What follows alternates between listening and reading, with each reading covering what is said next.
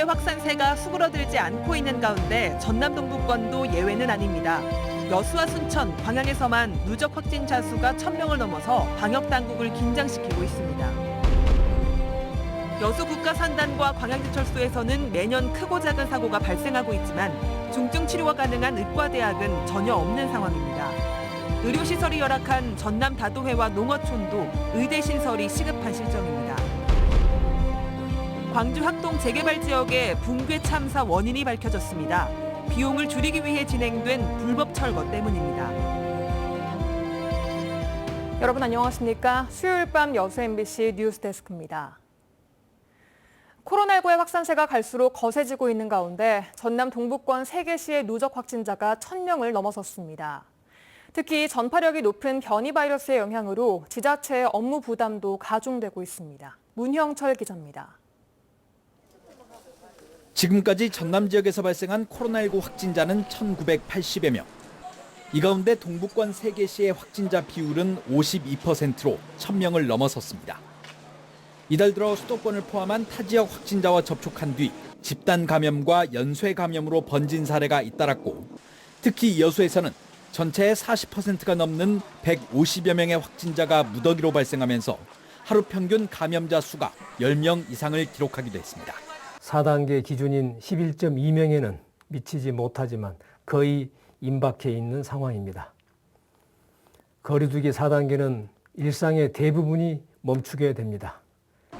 지금까지 질병관리청이 공식적으로 확정한 동부권의 변이 바이러스 감염 사례는 여수 13건, 순천 4건입니다. 하지만 이는 특정 확진자를 대상으로 진행한 검사 결과일 뿐 전남 보건환경연구원의 임시검사에서는 최근 발생한 확진자의 대부분이 델타 변이 바이러스에 감염된 것으로 확인됐습니다.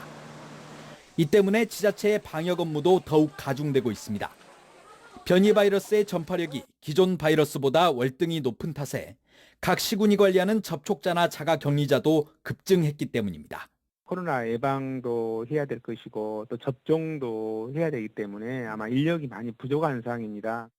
시군별로 신규도 많이 채용을 하고 있거든요. 보건당국은 18세에서 49세 시민들에 대한 1차 백신 접종이 8월 말부터 진행될 예정이지만 그동안 변이 바이러스가 더 급격하게 확산할 수 있다며 방역 수칙을 더욱 철저히 지켜줄 것을 당부했습니다. MBC 뉴스 문형철입니다. 여수시가 비수도권 3단계 시행과 델타 변이 바이러스 확산세를 감안해 현행 거리두기 3단계를 다음 달 8일까지 연장 시행하기로 했습니다.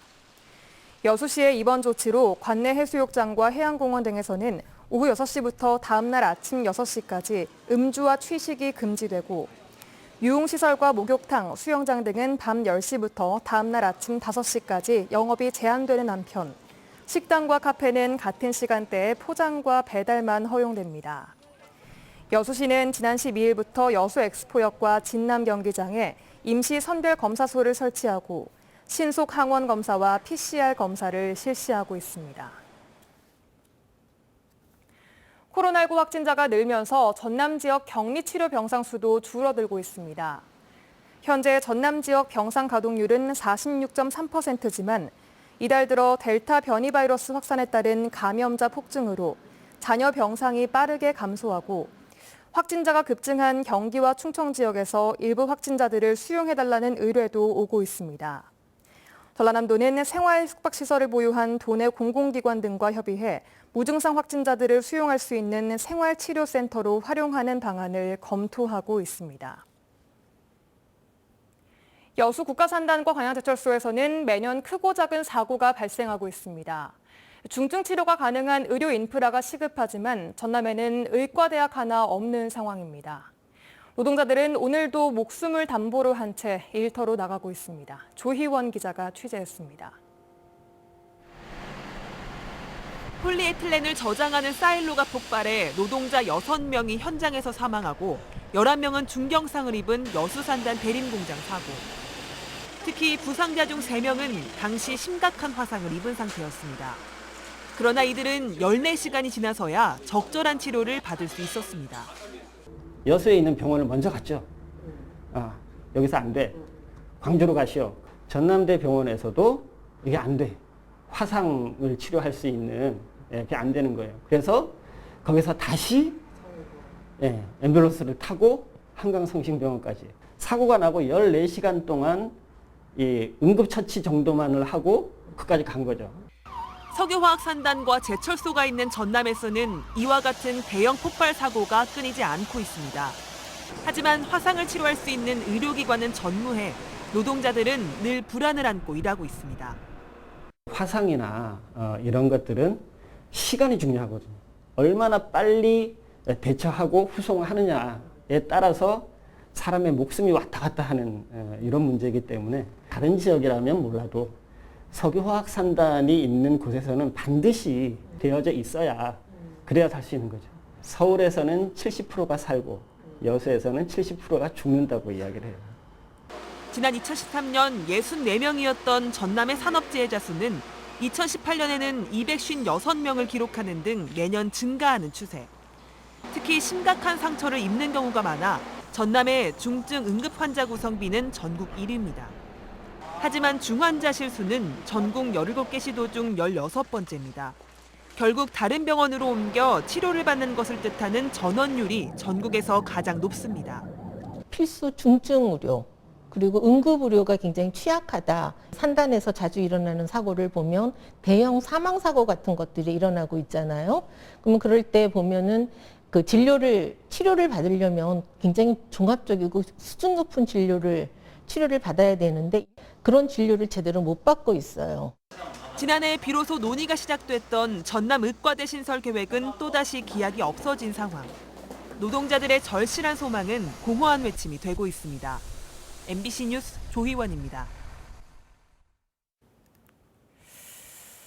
네, 이처럼 전남 지역의 의대 신설이 시급하다는 목소리가 높은데도 의대 신설 논의는 여전히 뒷전이고 정부의 결단도 늦어지고 있습니다. 그러는 사이 다도해와 농어촌에서는 아찔한 순간이 반복되고 있습니다. 양현승 기자가 취재했습니다. 신안군 흑산도에 홀로 사는 71살 이상배 씨. 이달 초 한밤중에 아찔한 상황을 겪었습니다. 잠을 자던 중 갑작스러운 가슴 부위 통증을 느끼고 의식을 잃은 겁니다. 협심증이었습니다. 자다가 가슴이 답답해가지고 아무래도 좀 이상한 그 기분이 들어서 119로 신고를 했습니다. 신고해가지고 난 후에 쓰러진 것 같아요. 새벽 4시 무렵 보건지소에서 응급처치 이후 해경의 경비정 3척을 갈아탄 뒤 오전 8시 무렵에서야 육지에 도착했습니다. 그리고 또다시 목포의 병원으로 1시간여를 달려야 하는 등 병원 가는 길이 험난했습니다. 여객선으로 가면 2시간이 걸리는데 해경으로 가면 3시간 이상 걸리고 해경은 특히 목포로 안 가고 진도로 가기 때문에 전남 297개 읍면동 가운데 기준 시간 30분 안에 의료기관에 도착하지 못하는 곳이 최대 70%대에 이릅니다.